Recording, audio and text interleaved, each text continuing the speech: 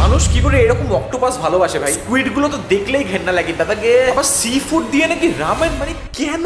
Exactly এই জিনিসগুলো আমার মাথায় এসেছিল যখন আমি first time sea food try করতে এসেছিলাম এই দোকানটা থেকে। তারপর একদিন যখন আমি সাহস করে এদের squid, octopus and sea food রামেনটা ট্রাই করলাম,